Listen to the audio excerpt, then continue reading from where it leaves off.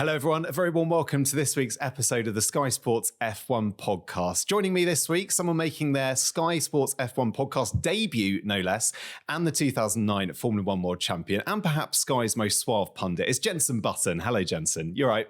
How's it going?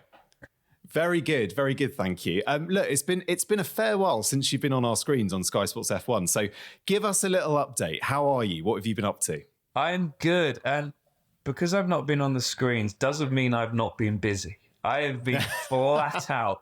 It feels like I haven't had a second to breathe, but yeah, it's been a busy year so far. Obviously, family life, as we all know, is probably the most busy thing in the world and the most difficult, but amazing at the same time, seeing our kids grow. I've been racing. I've been racing in WEC, World Endurance Championship, in a 963. So we've done 2 races this year, which has been fun. Hasn't quite gone as we'd hoped, but it's been good. And I've been traveling a lot still and keeping up to date, watching every race, obviously live on Sky Sports F1, which has been great to see all the action from the different tracks that we've had. And yeah, it's been really good to keep up with it. Obviously, Red Bull looking unbelievably strong as ever. Max doing a great job, but it's really good to see the fighting behind him. It's been really mixed up, and there's so much, I don't know, the racing seems quite aggressive, which is enjoyable to watch. Yeah, it certainly is. Just before we move on to talk about Formula One, I'm intrigued about your experience with WEC. Some of our listeners might be ardent Formula One fans, might not know too much about endurance racing. Just tell us why you decided to go into a full-time seat this year to race further. So WEC is World Endurance Championship, and it all started really with Le Mans. So Le Mans 24-hour race. Epic race, for pushing the boundaries of what you can with a motor car and the human body as well. It's very physical and mentally draining. And because of that race, they decided to make a championship. So it's the World Endurance Championship, but the big race is still Le Mans. So next is Spa, which is the week after Miami. And then we have Le Mans in a few weeks after that. So the reason for me racing, I miss it. I've been dipping in here and there. So I've done like Baja, I've raced in British GT, did one race, raced in Japan. I've been all over the place doing different things, but I've not really had a season, and you don't get the best of yourself. I actually did NASCAR as well and raced the NASCAR at Le Mans last year. So I thought, you know what? It's time for me to do a full season again and see where I stand.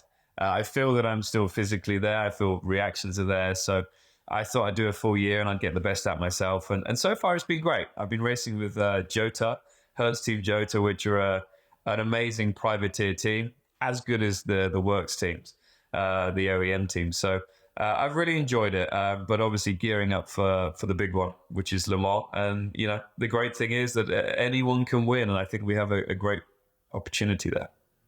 Yeah, really exciting. we had quite a few questions in for you actually about if you're going to give Toto a ring and potentially go for that other Mercedes seat. But maybe this is confirmation that actually you're quite happy outside of Formula One for the time being. Yeah, I did my years in F1, 17 years. And also, I think with the car I'm racing now, it's pretty quick, but it's not as quick as an F1 car. And getting back up to speed in something that you need reactions to be that fast, I think takes time and maybe too much time. So yeah, I mean, it's a lovely thought to race an F1 again, but I don't think I'm at that point in my life anymore. Yeah. Oh, it's interesting because obviously Fernando has signed an extension at Aston Martin. Am I right in thinking you're 44? So yeah. He would be 45 by the time he leaves, or by the time that contract runs out potentially at the end of his time at Aston Martin.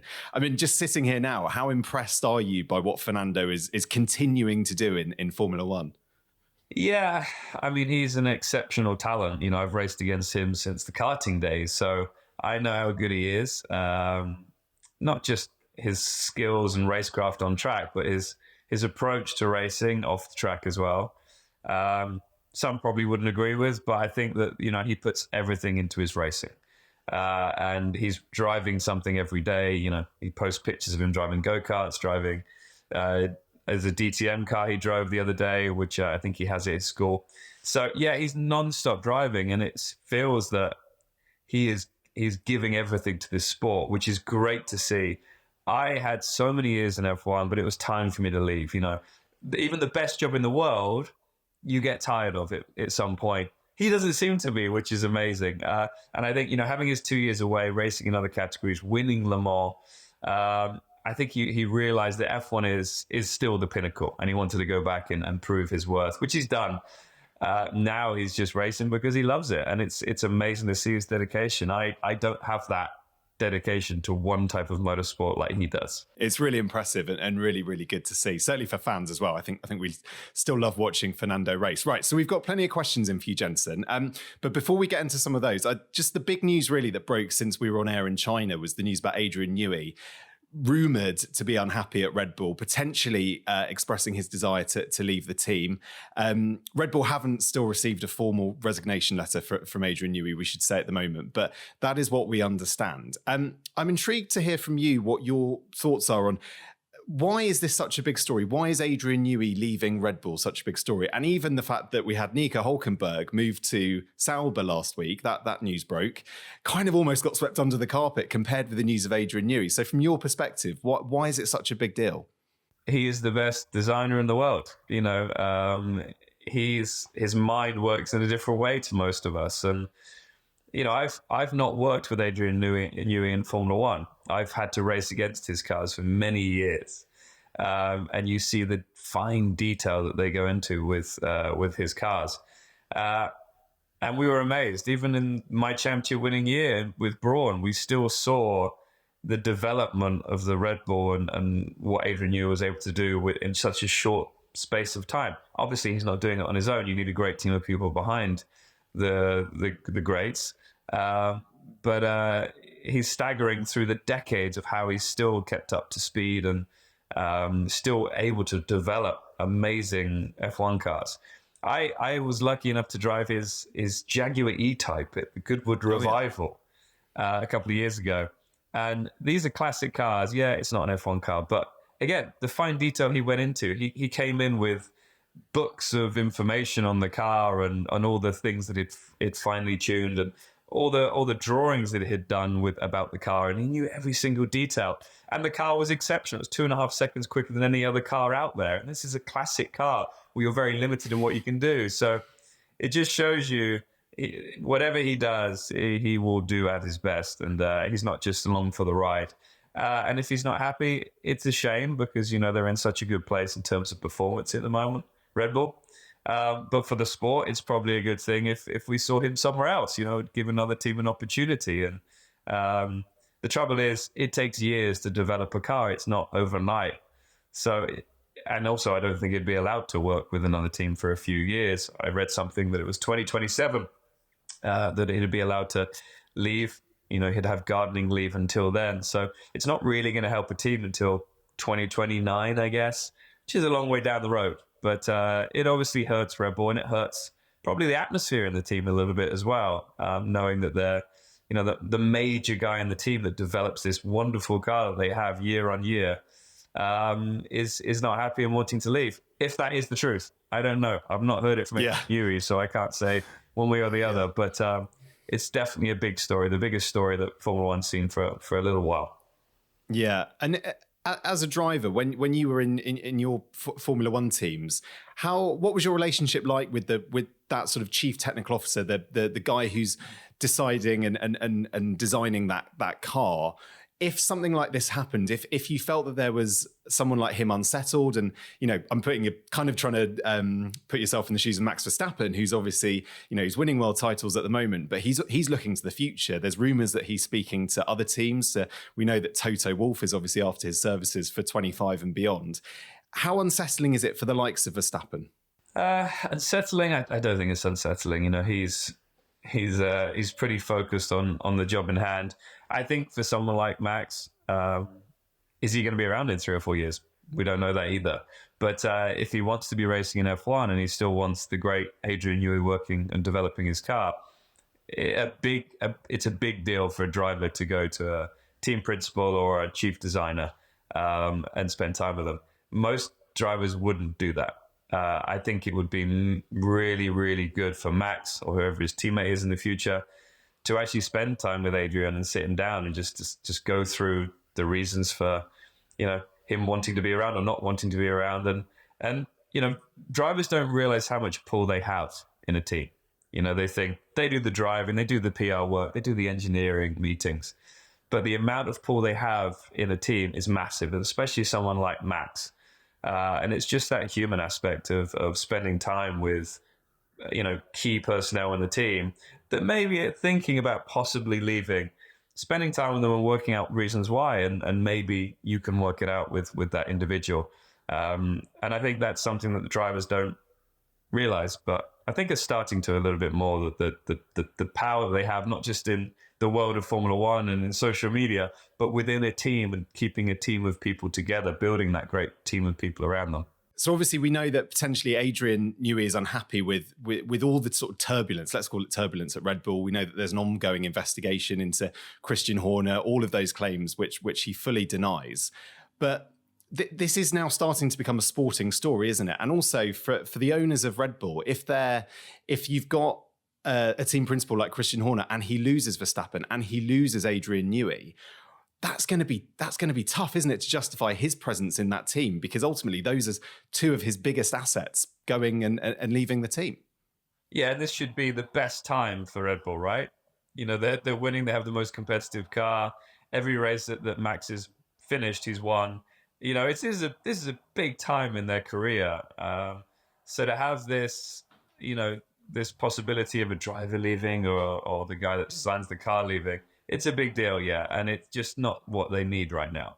The problem is it's all speculation with Adrian. I'd like to sit down with Adrian and work out where he is, because I don't want to speculate any more than there's already out there. He's not made a comment of whether he's happy or not, or whether he's leaving or not. So I know that we like to talk about things, but I think the important thing is understanding the truth. Otherwise, we're going to blow this way out of proportion, and he's going to turn around and go, "No, I'm staying here until 2030." It's like, oh, okay, all right then. It was a fun conversation. It was all a rumor. Yeah. So I don't know. I think it's a tricky one. Max isn't going to leave. He doesn't need to leave. He's in such a strong position right now. I think I personally feel that Max will see his career out at Red Bull. That's what I feel. Whether that's 3 years, 5 years, whatever it is, I think he will finish his career at Red Bull. I'm sure. I always think back to that team radio he did when he won his championship in 21. He said, "Guys, let's do this forever." And I always thought when I heard it how that might date quite badly if it did perhaps go wrong with it. But look, I guess that's he's winning world championships. Why would he leave? Why on earth would he leave that team that he seems to enjoy so much? But yeah. Yeah, well, the thing is, it's exciting for us, right? When a driver says, we've got to talk about something, haven't we? When a driver says he's going to leave and he's already in the best car and he's 3-time world champion, it's like, yeah, it's just great. He's going to leave and go to another team, going to make it more exciting. But it's already exciting. I mean, these years are years we will talk about for decades, of Max Verstappen, the great, and Red Bull, a drinks company that have come in and won multiple world championships with two great drivers, Sebastian Vettel and Max Verstappen. So, yeah, I think this is a great time in motorsport. We'll never 100% be happy. We never are, right? We want more action than there is. We want more excitement, more controversy, but I think the exciting thing right now is we do have drivers moving around. It's great to see Lewis jumping from Mercedes, who have given him, all these world championships, to drive for Ferrari. That was unexpected.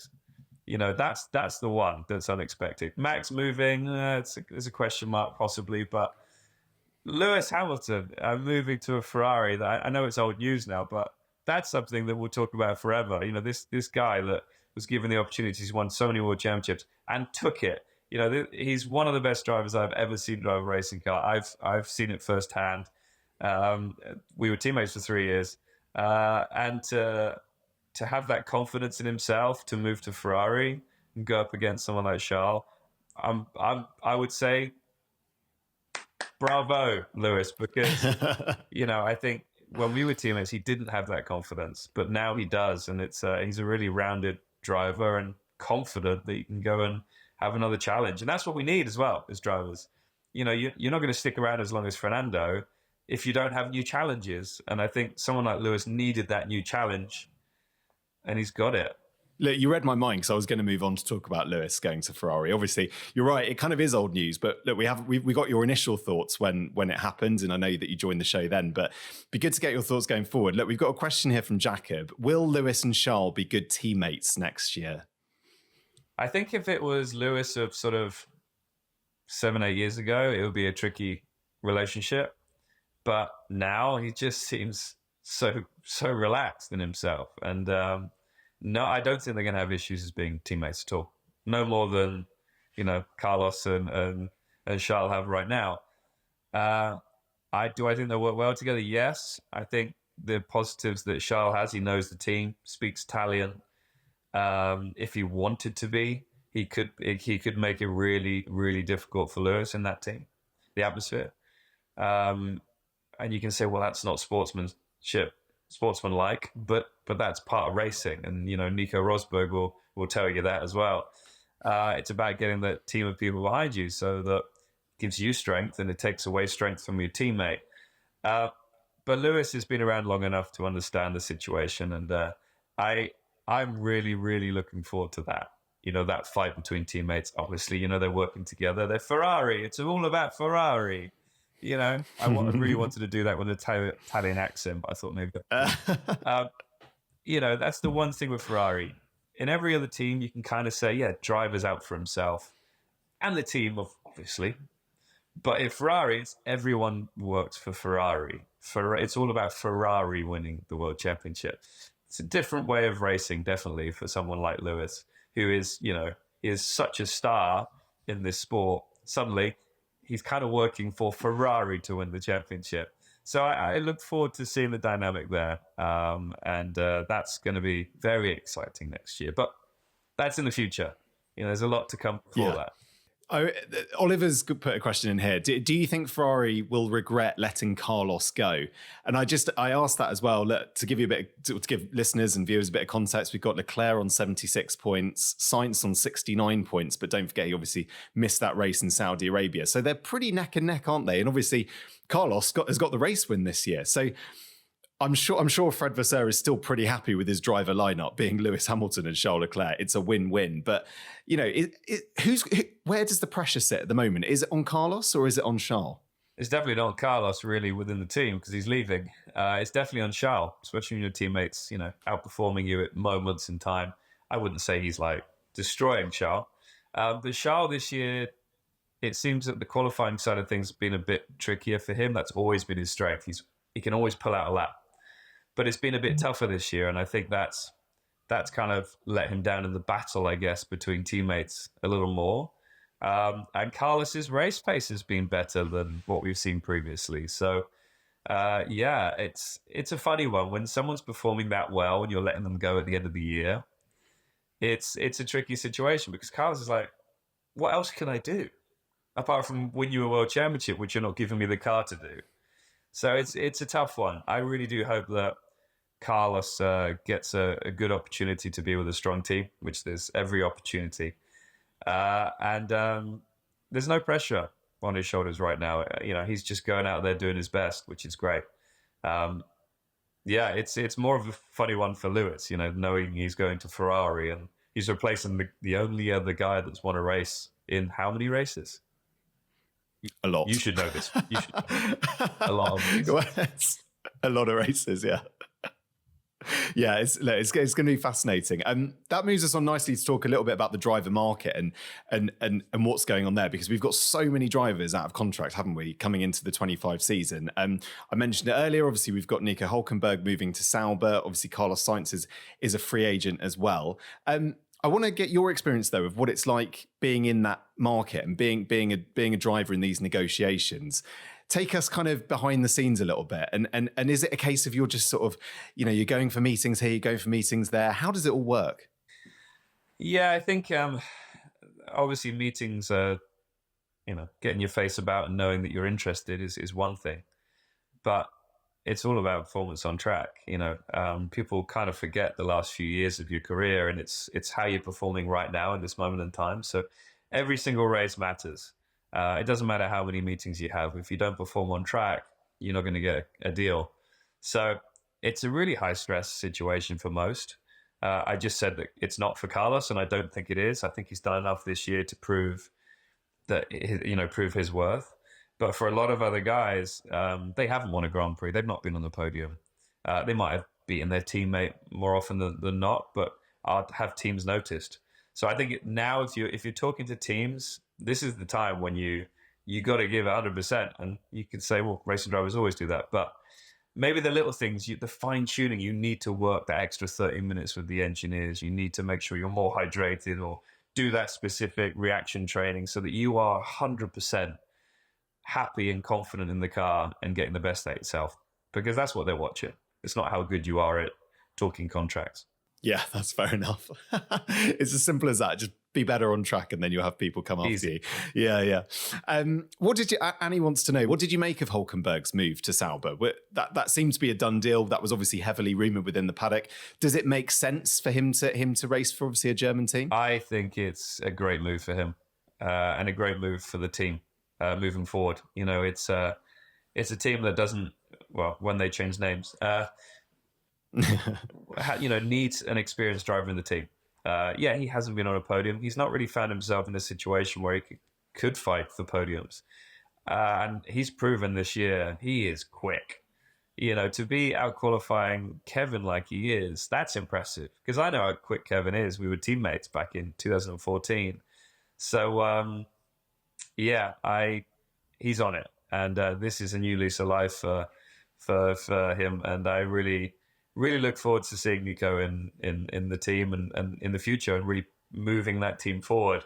Be interesting to see who his teammate is, whether they go for someone that's experienced as well, like Carlos, or they go for someone that's a bit of an exciting young talent. Yeah, it's going to take a while probably for that Audi project to at least be competing for race wins, which is of course the ambition. I asked you at the beginning if you're going to be giving Toto a ring. We know that that's probably not going to be happening for your return into Formula One. But there's a question here about Sebastian Vettel, and is there any world in which you could see him coming back into the fray, coming back onto the grid in Formula One? I mean, or obviously yes. There's always a small possibility. I do think that having a year out of Formula One is a big deal. You can say Fernando did it, and he did, but Fernando retired from F1 and just raced everything.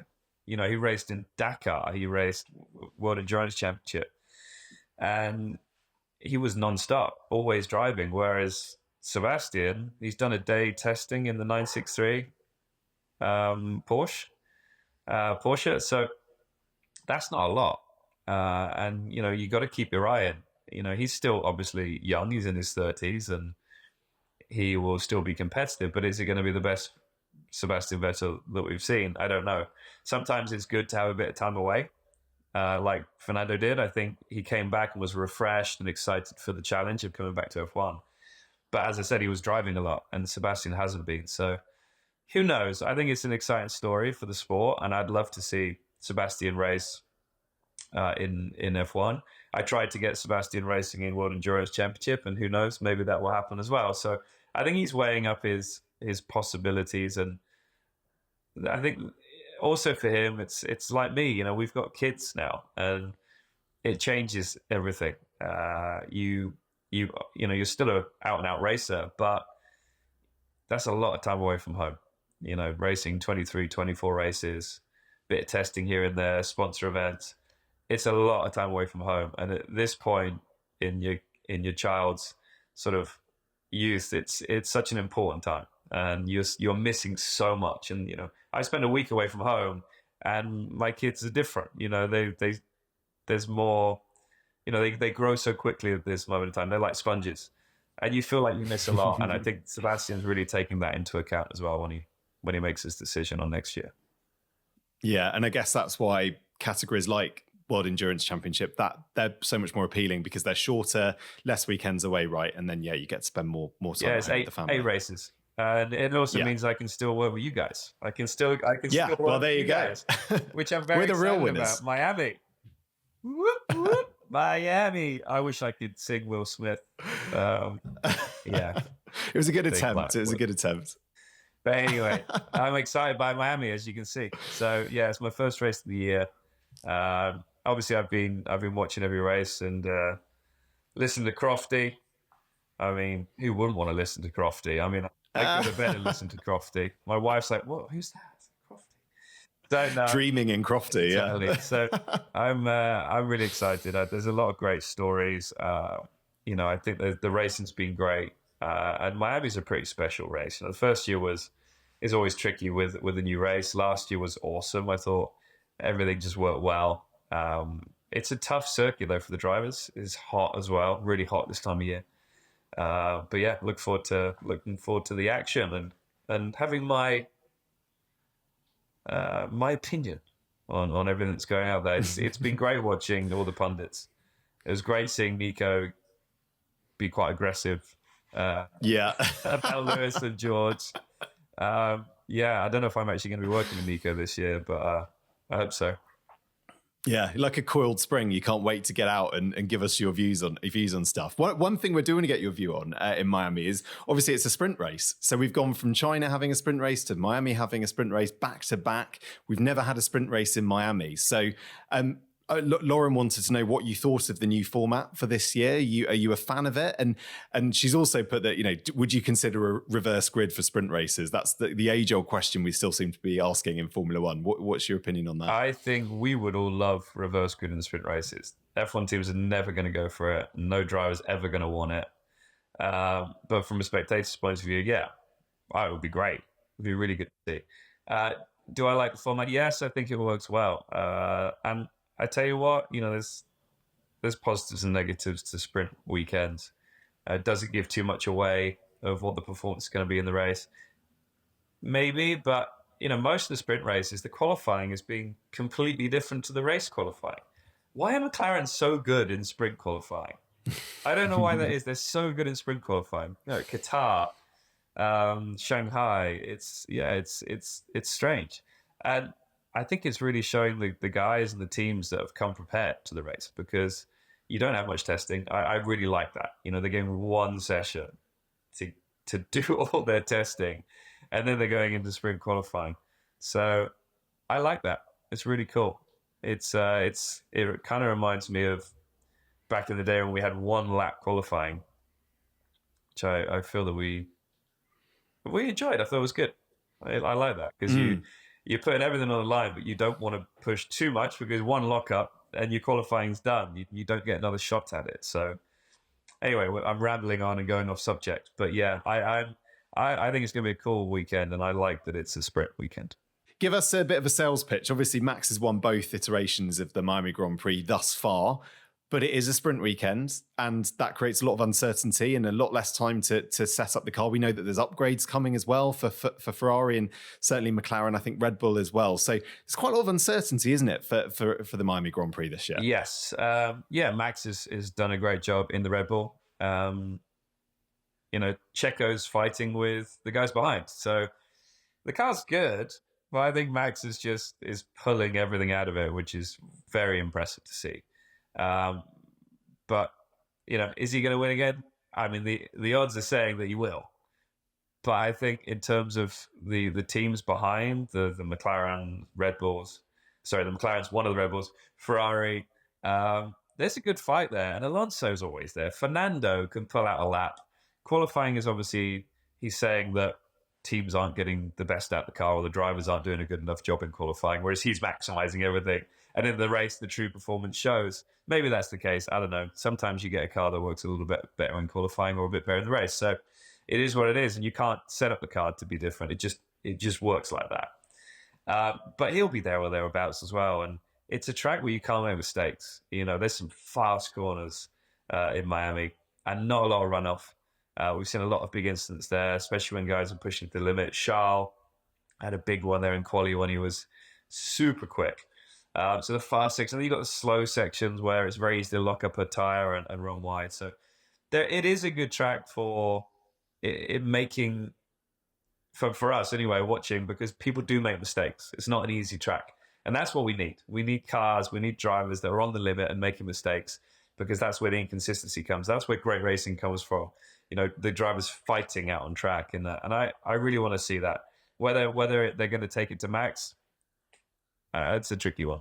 Fingers crossed. Maybe I think we're going to have a good race and a good weekend, certainly. I'm going to tell everyone at home. Yeah, it's a great city. Yeah. The sun's going to be out. I'm going to get suntan. 4 days I'm a grown-up. I'm not going to be speaking toddler talk. I love my kids, but I'm going to 4 days I can speak to adults and talk about motor racing, which is pretty cool. It's very, very exciting. Good. I'm pleased that's why you're excited. Don't tell my kids. Very, very good. Yeah, don't tell the kids. Maybe they won't be listening to the Sky Sports F1 podcast. But look, I'm going to tell people at home about the timings for this weekend. It's a packed schedule because not only have we got the Miami Grand Prix, but we've also got the F1 Academy as well. So all these times are UK.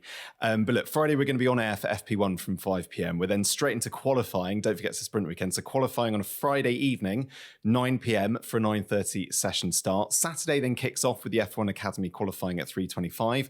We're going to build up to the sprint race from 4 p.m. for a race start at 5 p.m. Then 7:05 for the first F1 Academy race before we build up to qualifying for the race itself at 8 p.m. That's on Saturday evening for a session start of 9 p.m. Almost there. Then on Sunday, we've got the second F1 Academy race, which gets underway at 6:05. We're then going to build up to the race from 7:30 before lights out at 9 p.m. It's a lot of, we're pretty much wall to wall on air the whole weekend. So be careful what you wish for, Jenson. You might, although you're not going to be speaking toddler talk, you're going to be working quite hard, I think is probably what's going to be happening. It's going to be busy. And guys, if you are sat on your sofa watching all of that, like maybe between each race, do 10 press ups or something. Get the body moving a little bit. Yeah? Get on the exercise bike. Exactly. Just a little bit in between and then back on the couch. Back on the couch. When are you traveling, Jenson? I get early, actually. I've got a busy week there. The wife's coming as well, which is quite cool. Oh, lovely. Yeah, she's not been to a race for a little while. So, yes, excited for Brittany to be there. I won't see her because I'm very busy with lots of different stuff over the weekend. But, yeah, it should be a fun weekend. Yeah, really looking forward to it. Jenson, thank you so much for your time. Really appreciate it. We're going to be back next Tuesday to look back on what I'm sure is going to be an eventful Miami Grand Prix. Hope you can join us then. Bye for now.